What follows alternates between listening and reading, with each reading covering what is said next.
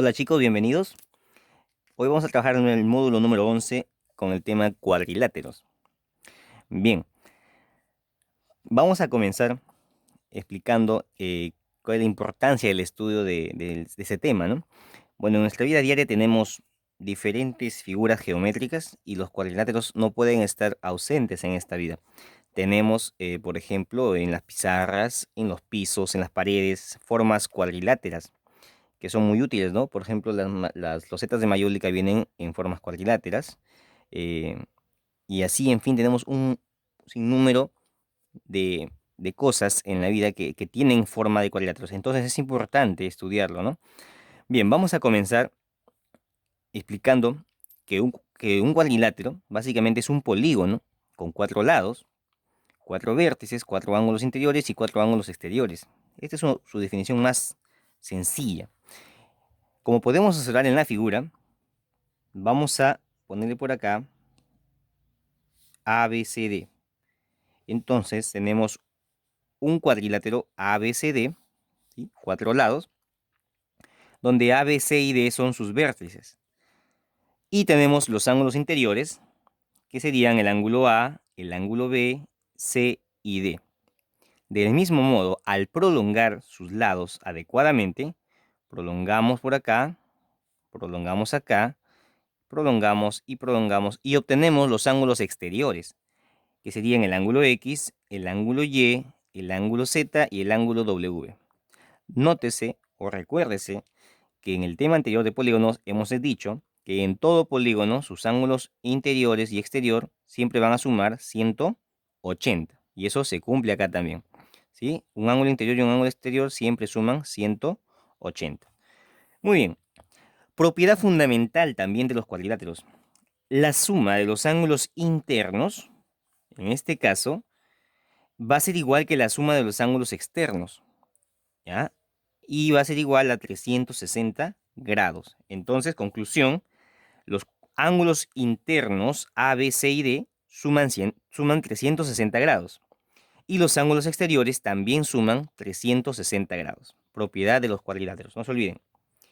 Bien, ahora vamos a ver una clasificación general de los cuadriláteros. De forma general, los cuadriláteros se dividen en dos. Tenemos los cuadriláteros convexos y tenemos los cuadriláteros no convexos, o también denominados cóncavos. ¿Cuándo un cuadrilátero es convexo? Cuando todos sus ángulos interiores son menores de 180, es decir, son ángulos convexos, ¿sí? Ángulos menores de 180. Es también fácil, de manera gráfica, reconocer un cuadrilátero convexo, porque si trazamos una recta cualquiera, en cualquier posición, esta recta siempre lo va a cortar a lo más en dos puntos. Ojo, como máximo solamente debe dos puntos de corte. Por ejemplo, si yo trazara por acá, justo en el vértice, habría un punto de corte. Si yo busco otra posición, por acá, por ejemplo, tendría dos puntos de corte. Voy a tratar de buscar un lugar donde haya más de dos puntos. De la forma que tú lo ubiques, te vas a dar cuenta que no, que siempre va a haber solamente dos puntos de corte, ¿no? Entonces aquí trazamos una recta, ¿ya? Trazamos la recta y nos damos cuenta que solamente hay dos puntos de corte, ¿no? Que sería este punto P y este punto Q. Muy bien. Entonces, de esa manera, hacemos un reconocimiento gráfico de un cuadrilátero convexo. Ahora, los cuadriláteros no convexos o cuadriláteros cóncavos. ¿Cuándo un cuadrilátero es cóncavo? Pues cuando basta que haya un ángulo que sea cóncavo para que el cuadrilátero se denomine cóncavo. ¿Y cómo reconoce un ángulo cóncavo o no convexo? Cuando pasa de 180. Por ejemplo, aquí es fácil notar que el ángulo alfa es más de 180, ¿no? Si usted prolonga esta línea, se va a dar cuenta que, por ejemplo, ahí un poquito lo voy a prolongar. Ahí es 180, pero este es más, pasa un poco más. Entonces el ángulo alfa es mayor a 180, es un ángulo no convexo. Por lo tanto, este cuadrilátero sería no convexo. De forma gráfica, podemos darnos cuenta que si trazamos una recta, esta recta va a cortar el cuadrilátero en más de dos puntos. ¿De acuerdo? Por ejemplo, profe, pero si yo trazo ahí me corta en dos puntos. Claro, pero hay que buscar una posición en la que no te olvides que en cualquier posición que lo traces, debe cortarlo siempre en 2 puntos. ¿Qué pasa si trazamos por acá? En esta posición. ¿Te das cuenta? Aquí trazo una recta y me doy cuenta que hay 1, el punto P, 2, el punto Q, 3, el punto R y 4, el punto S. Hay 4 puntos de corte. Entonces, este cuadrilátero es un cuadrilátero no convexo. Muy bien. Entonces tienes dos maneras de reconocerlo. Una por el ángulo interno y otra por los puntos de corte con una recta. Muy bien, ahora vamos a ver la clasificación de los cuadriláteros, pero esta vez fijándonos en el paralelismo de sus lados. Muy bien.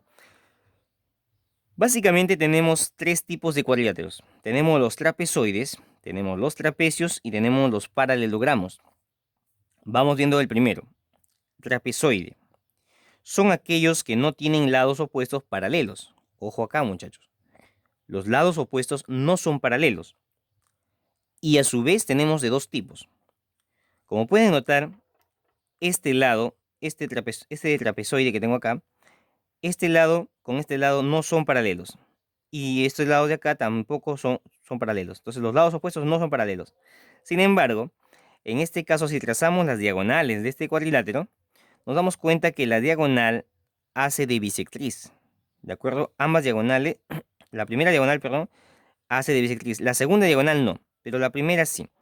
Esta diagonal no es bisectriz. Sin embargo, miren cómo se forman acá triángulos que son congruentes, ¿no? Este triángulo de acá, aquí es 90. Ojo, y las diagonales se cruzan perpendicularmente.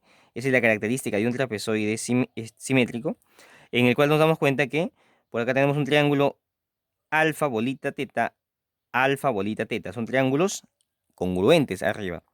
De igual modo abajo, beta, lado, phi. Beta, beta, lado, phi. Entonces, estos triángulos también son triángulos congruentes.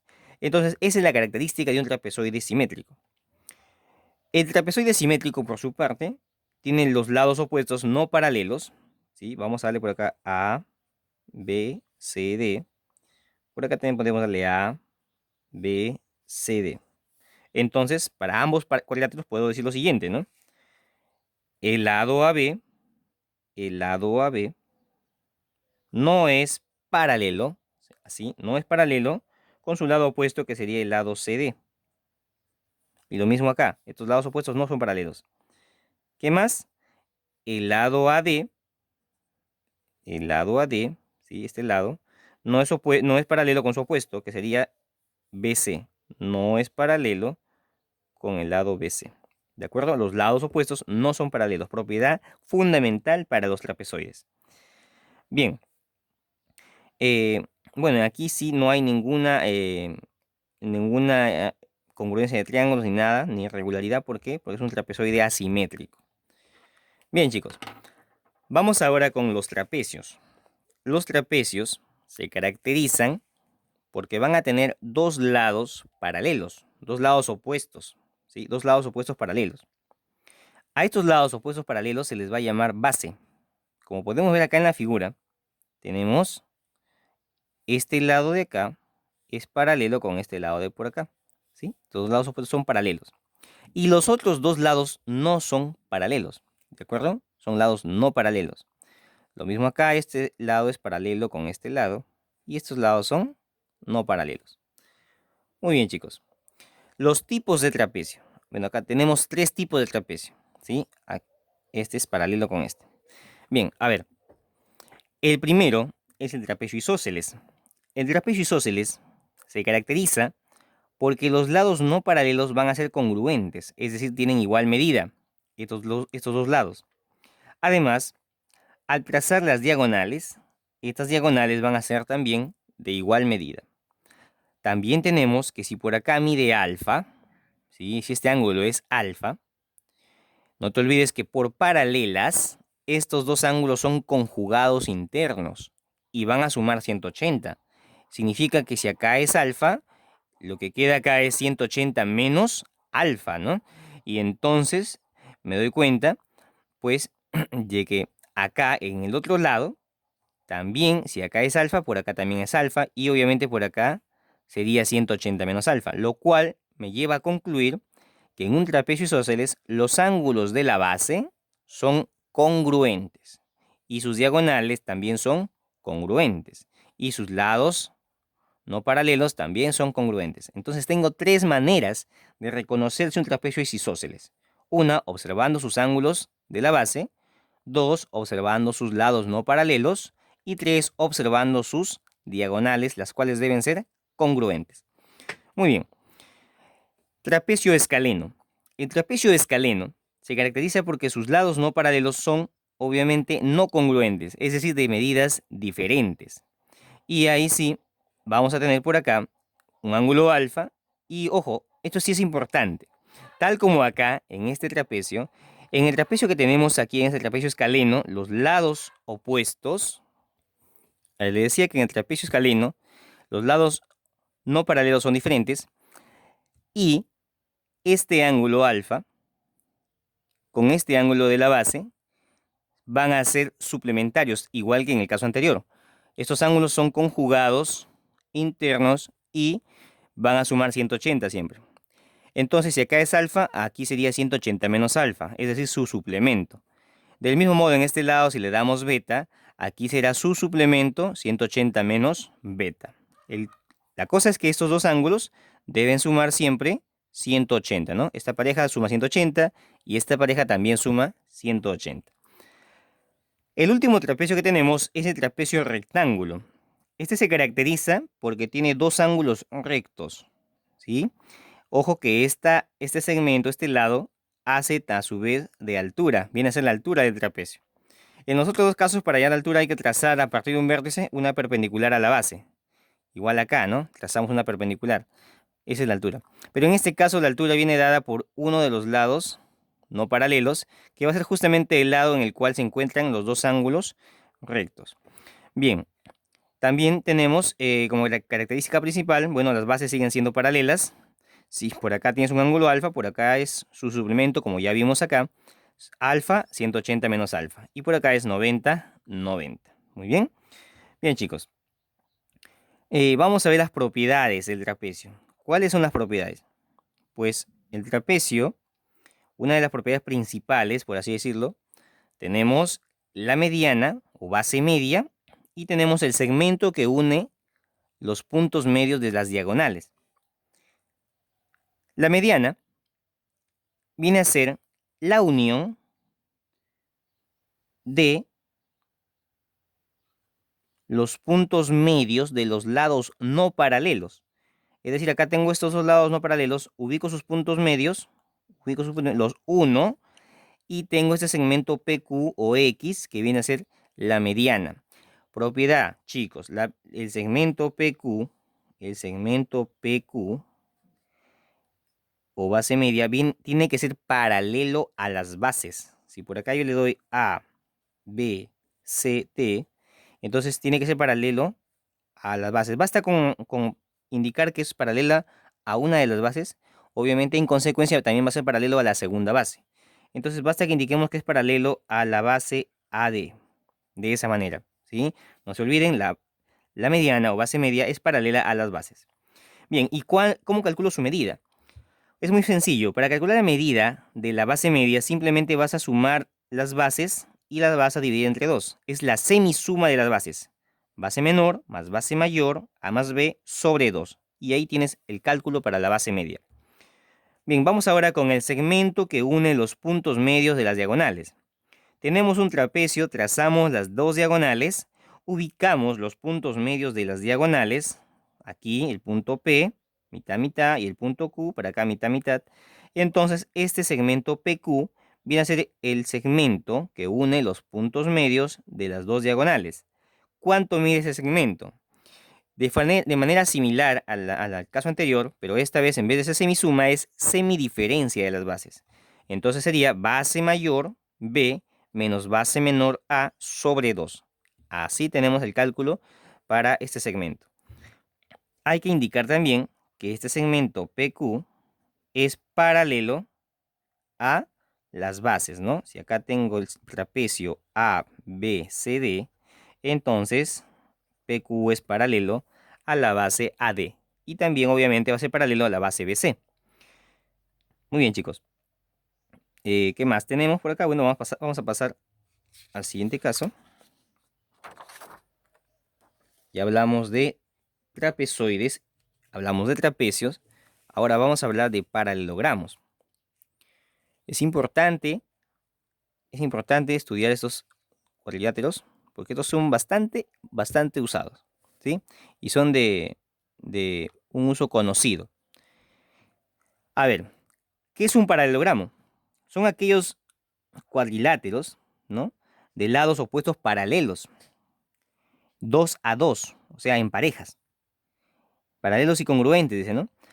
Ángulos opuestos de igual medida y dos ángulos consecutivos siempre suplementarios, me dicen. Sus diagonales se bisecan. Muy bien, a ver, chicos. Tenemos básicamente cuatro tipos de paralelogramos. Tenemos el romboide, también conocido como el paralelogramo propiamente dicho. Tenemos el rombo, ¿sí? Al rombo también se le suele decir losange. Así. Es un nombre no muy conocido del rombo, pero es bueno saberlo. Tenemos el rectángulo, al cual también se le llama cuadrilongo. Cuando te digan que cuadrilongo, ya tú sabes que te están hablando de un rectángulo. Tenemos el cuadrado, ¿no? Bien, estos cuadriláteros son muy conocidos, los hemos estudiado desde la primaria. Pues vamos ahora a profundizar un poquito más sobre las propiedades de estos cuadriláteros. Vamos a comenzar con el romboide. El romboide tiene sus lados opuestos paralelos, ¿sí? Este lado es paralelo a este lado y también este lado es paralelo con este lado. Pero además de paralelos también son congruentes, es decir, que tienen la misma medida. Y la medida de este lado es justamente igual a la medida de este lado. Y lo mismo pasa con estos dos lados, también tienen igual medida. Las diagonales se bisecan. ¿Qué significa eso? Que estas dos diagonales, al trazar sus diagonales, ojo que un cuadrilátero tiene dos diagonales, no se olviden. Todo cuadrilátero tiene dos diagonales. A ver, trazamos esta diagonal, trazamos la segunda diagonal y nos damos cuenta que se van a cortar en su punto medio. Eso significa que se bisecan, se cortan en su punto medio. Es decir, se dividen en dos segmentos congruentes, ¿no? Muy bien. ¿Qué más? En un romboide nos ha dicho la definición que los ángulos opuestos son congruentes. O sea que este ángulo de por acá es congruente con este ángulo de por acá. Si acá mide alfa, acá también mide alfa. Y este ángulo de por acá, si le damos beta, por acá también va a medir beta, porque es su ángulo opuesto. ¿Qué más? También dice que en un paralelogramo, si tú sumas dos ángulos consecutivos, van a sumar siempre 180. Son suplementarios. Alfa más beta 180, beta más alfa 180, alfa más beta 180 y beta más alfa 180. ¿Y eso por qué? Es fácil demostrarlo. ¿Por qué? Porque acá tienes dos paralelas, una secante, y por ángulos entre paralelas, recordarás que estos dos ángulos son ángulos conjugados internos, y los ángulos conjugados internos suman 180 siempre. Muy bien, chicos. Ahora vamos con el siguiente, el rombo. Muy similar al romboide, ¿no? Aquí también tenemos, solo que la característica del rombo, aparte que sus lados opuestos son paralelos, tan igual que el romboide, tiene la característica que los cuatro lados son de la misma medida. Todos miden igual. Vamos a ponerle L. Sus diagonales también son dos, se bisecan, también se bisecan, pero se bisecan formando 90 grados. Es decir, se cortan formando un ángulo recto, ¿no? Muy bien. Las diagonales en un rombo también hacen o cumplen el papel de bisectriz. O sea que si por acá es alfa, por acá también es alfa. Y por acá obviamente es alfa y alfa. ¿Por qué son iguales? Porque los ángulos opuestos son iguales, no te olvides. Es un paralelogramo. Y si por acá le das beta, por acá también será beta, bisectriz. Y obviamente aquí también es beta y beta. Esas son las propiedades del rombo, ¿ya? Bien, vamos ahora con el rectángulo. El rectángulo o cuadrilongo es un polígono o un cuadrilátero equilátero, perdón, equiángulo. Equiángulo porque tiene sus cuatro ángulos iguales, ¿ya? Ojo, el rombo es equilátero, el rectángulo es equiángulo. Sus cuatro ángulos son iguales a 90 grados. Sus diagonales también se bisecan, es decir, se cortan en su punto medio. Muy bien, estos dos lados paralelos son de igual medida y este lado de por acá también es de igual medida que este lado de acá. Muy bien. ¿Qué más? Ahora vamos con el cuadrado. El cuadrado es un rombo especial. Es un rombo que tiene sus 4 lados iguales, pero también tiene sus 4 ángulos iguales. El cuadrado es un polígono regular porque es equilátero y a su vez es equiángulo. ¿De acuerdo? Es un polígono regular. Muy bien, sus diagonales también se bisecan. Los 4 diagonales son de la misma longitud, pero además aquí todas las diagonales miden, o acá, perdón, al cruzarse las diagonales forman ángulos de 90 grados. ¿Qué más podemos sacar acá? Por ejemplo, si yo quisiera trazar de acá, de un segmento al punto medio, sería una mediana. Y significaría que esto de aquí, este segmento es igual a este segmento de por acá, igual a este segmento de por acá. Recordemos las propiedades de los triángulos, ¿no? En un triángulo rectángulo trazas la mediana y se cumple que esa mediana es congruente con a la mitad del lado o la hipotenusa de ese triángulo, ¿no? Por lo tanto, esos tres segmentos son iguales a la mitad de lo que mide el lado del cuadrado. Muy bien, chicos. Vamos ahora, con, ya terminamos ahí, culminamos lo que es la clasificación de los cuadriláteros. Vamos ahora a explicar las propiedades generales. Sí, hay muchas propiedades, pero vamos a ver en esta ocasión tres nada más, las tres básicas. Ya, ya el próximo año veremos un poco más, iremos profundizando. Lo importante ahora es aprendernos estas tres propiedades. La primera propiedad es el ángulo formado por dos bisectrices interiores consecutivas en un cuadrilátero. Suena un poco largo, ¿no? Pero no es nada del otro mundo. Miren, chicos, tenemos un cuadrilátero, tenemos dos ángulos consecutivos, es decir, uno a continuación del otro, y desde dos ángulos consecutivos vamos a trazar sus bisectrices. Alfa, alfa, beta, beta. Estas bisectrices se van a prolongar y se van a cortar formando el ángulo X. ¿Cuánto mide ese ángulo X? Es muy sencillo. X va a ser igual a la semisuma de los dos ángulos no involucrados acá. Estoy trabajando con estos ángulos. Los ángulos no involucrados serían el ángulo teta y el ángulo phi. Entonces, X es igual a teta más phi sobre 2. Así de sencillo. Segunda propiedad. Ángulo formado por dos bisectrices interiores no consecutivas. A ver, ahora tengo el ángulo A y el ángulo C, que son no consecutivos.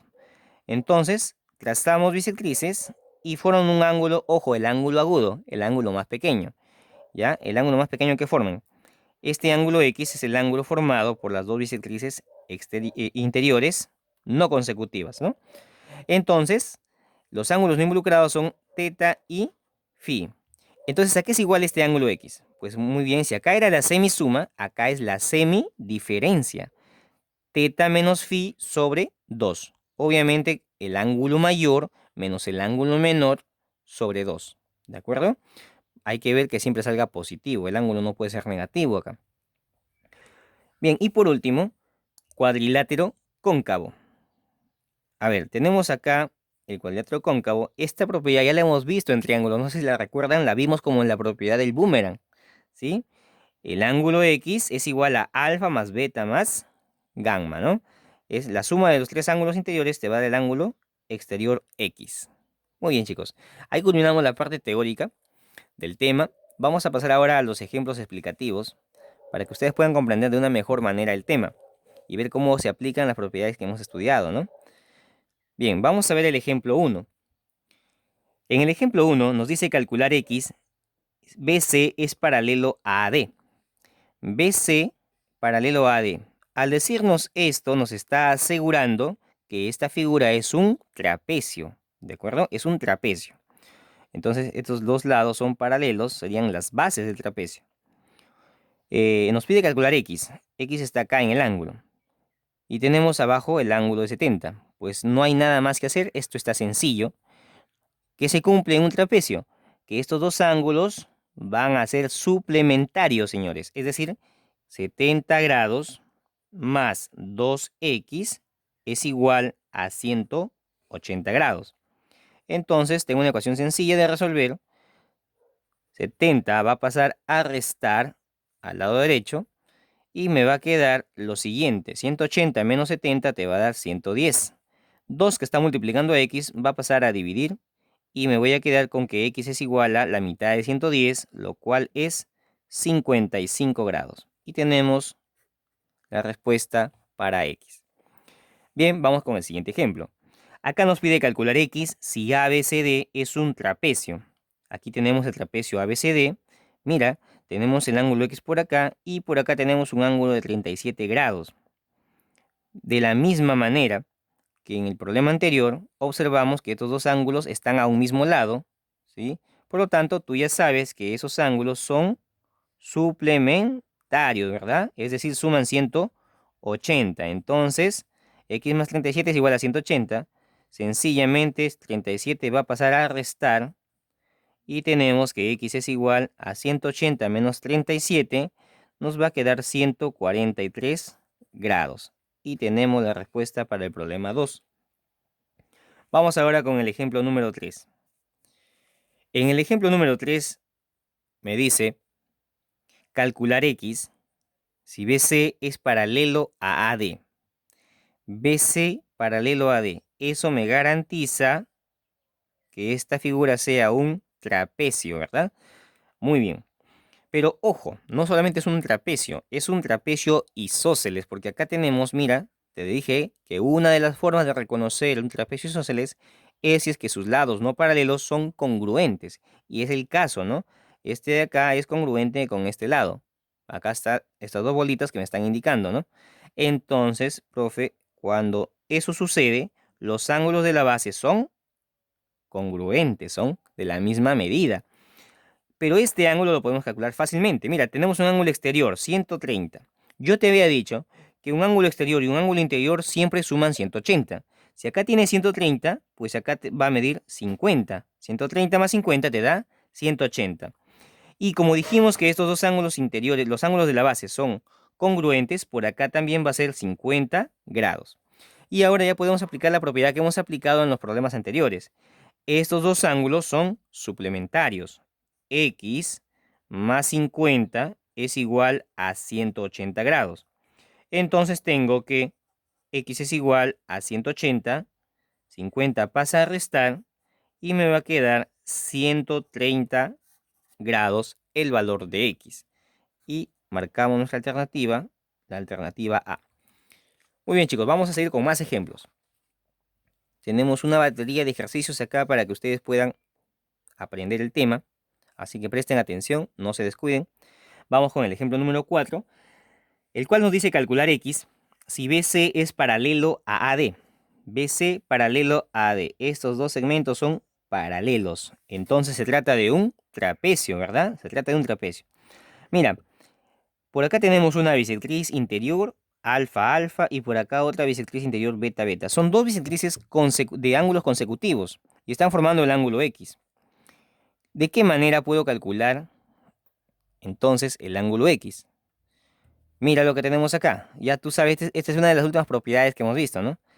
Por acá voy a darle un ángulo teta y por acá voy a darle un ángulo phi.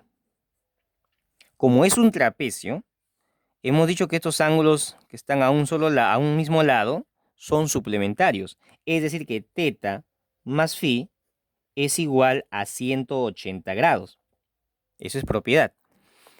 Y también por la propiedad que hemos estudiado casi al final del tema, sabemos que este ángulo formado por dos bisectrices consecutivas, el ángulo X, es igual a la semisuma de estos dos ángulos que no están involucrados, es decir, al ángulo teta más el ángulo phi. Entonces X es igual a teta más phi sobre 2. Pero teta más phi suma 180. Entonces ponemos 180 sobre 2, quedándonos que X es un ángulo recto. Mira, X es igual a 90 grados. Marcamos nuestra clave y ya tenemos la solución para el ejemplo 4. Vamos ahora con el ejemplo número 5. Nos pide calcular X si AB es paralelo a CD. A ver, AB, bueno, acá ha habido un pequeño error chico de tipeo. Acá debe ser AD es paralelo a CB, así. A ver, estas dos bases son paralelas, ¿no? Entonces, esta es paralela con esta. Tenemos un trapecio. También observamos que esta vez tenemos un par de ángulos acá en las bases. Es un trapecio escaleno, obviamente. Pero nos damos cuenta que estos ángulos son ángulos conocidos. Nosotros lo hemos estudiado el tema, hace 2 temas creo, o 3 temas. Hemos estudiado los triángulos notables. Entonces, estamos justamente, o vamos a hacer uso esta vez de esos triángulos notables porque para poder resolver el problema, necesitamos calcular el valor de x. ¿Qué cosa es x? Es la base mayor. Voy a comenzar haciendo un trazo justo acá. A partir del vértice B, trazo una perpendicular hacia la base. De tal manera que estoy formando un ángulo, un triángulo rectángulo. Si acá es 37, por acá va a ser 53. ¿De acuerdo? Y tengo el triángulo notable de 37 y 53. No te olvides que aquí vale a 37 se opone 3K, a 53 se opone 4K y la hipotenusa vale 5K. Entonces, aquí tengo el dato, ahí voy a trabajar. 5K es igual a 20. 5K es igual a 20. K es igual a 20 entre 5, me daría 4. Y 4 por 4 te va a dar 16. Entonces, este lado vale 4K, 4 por 4, 16. Ya tengo esta parte. Voy a trazar ahora otra altura a partir del vértice C. Aquí, 90 grados. Obteniendo un triángulo notable también, un triángulo rectángulo notable 45 y acá tiene que ser 45 grados. Entonces, fíjate, profe, ¿cuánto mide esto? K vale 4, 3 por 4 es 12. Entonces por aquí va a ser 12. Y como este triángulo es notable, pero además de notable es un triángulo isósceles, mira, 45, 45, entonces tiene que tener lados iguales. Si acá es 12, esta parte es 12. Listo.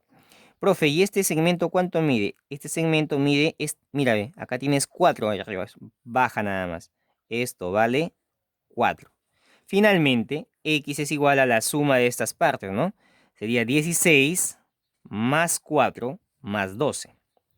16 más 4 te va a dar 20, 20 más 12 te va a dar 32. Y tenemos el valor de x. Muy bien, chicos. Así de sencillo ese problema. Vamos ahora con el ejemplo número 6. Aquí nos dice, del gráfico calcular x según corresponda.